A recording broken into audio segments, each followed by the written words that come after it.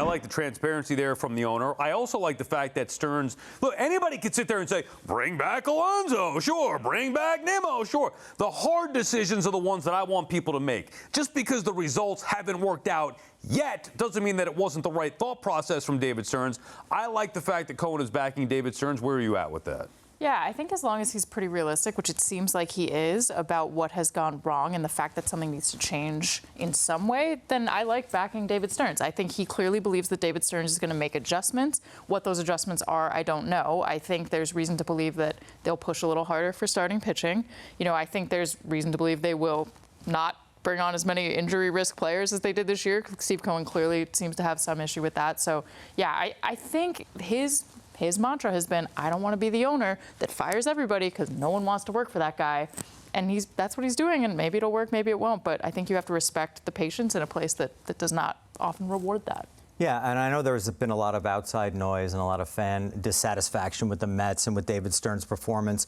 I never thought that he was in danger of losing his job. I mean, I feel like Steve Cohen waited for David Stearns, targeted David Stearns, wanted him as to lead this team's front office. He wasn't going to give up because of a bad offseason. And look, I mean, we'll go down. We can go down the list. He's made a lot of mistakes, and I hope Cohen is right that he will learn from these mistakes because there's a lot of work. I don't think he's made those many as you would think. I'm not saying he hasn't made mistakes. He has, but like, was Bo Bichette a mistake? No, Bo Bichette wasn't a mistake. But he was horrible to start the year. So that's just one example. Yeah, Bo Bichette was not a mistake. Right. You know, was that really David Stearns, or was that the owner pushing for it behind the scenes? I don't know if we know the answer. They also avoided a couple of landmines. Edwin Diaz, Kyle Tucker, to name a couple. How about the landmine at first base, Pete Alonso? Yeah. I know that slugging first basemen aren't sexy, but you know what is sexy, Sal? Leading the majors in RBIs or being right up there since May 1st or whatever Alonso has done. He's having a good year. The Mets don't hit. They could use some slug. This is so we can debate all these mistakes all you want. Mistakes were made. Let's just leave it at that. Yeah. I mean, come on. Love a good passive voice. I'm glad that Steve Cohen is pointing out the risks, and hopefully that is specifically what potentially changes this offseason, because I think that in David's first year at the Mets, I was there as well, there were a lot of risks taken in starting pitching, and it all worked out. It worked out great. We made a postseason run. The following year, there were even more risks taken with starting pitching. It was the same playbook again, and it didn't work out that time. This year, it was the same thing again. And so taking those risks and expecting these guys who are kind of under the radar, not getting an ace, it has not worked. And in the first year, he got very lucky. We all knew that it was luck. Things went well. But since then, I think that it's continued to be a problem. And this year, I think it's just a lot more visible because it's now also happened on the offensive and defensive side and not just starting pitching. Yeah, look, we could get on him for the Alonso thing, and I still think you have to wait and see. Like year one, year two. I'm not interested in 2030 right now, Sal. I'm just saying that's part of the 2026 and 27. Understood. I'm just saying that's part of the calculation. It wasn't that anybody ever thought Pete wouldn't produce now or even next year. It was beyond that, the commitment beyond 3 years. But I'll give you that one. Let's just say all the injury problems they've had this year. That guy at least posts every day. Understood. I don't want to relitigate the Alonso thing, but like you can't just push that under the rug. But that's a big part of their team is the fact that their first baseman that they signed barely played, and now we just went on the IL again. You're coming up more on that in a little bit. Did you like the Freddie Peralta signing?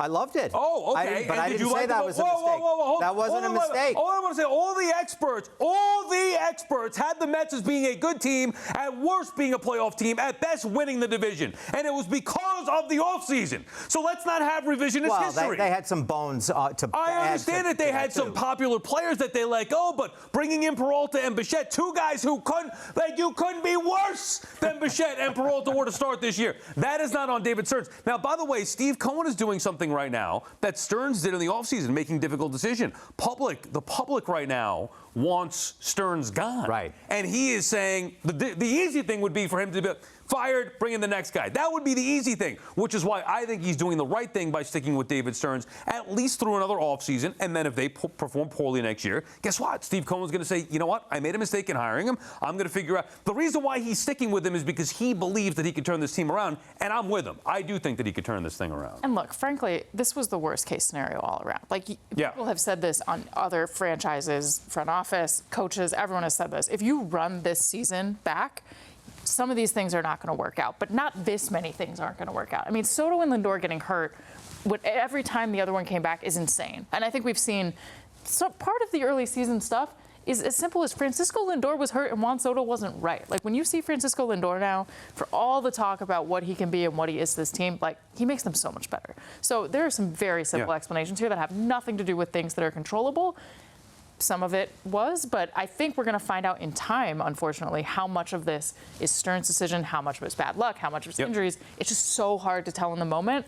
Things are never as bad as they seem. They're never as good as they seem, and 27 is going to be fast. Yeah, and also, is 3 years enough to fully evaluate a president of baseball operations, especially trying to undertake the entire farm system, all that stuff with the Mets organization?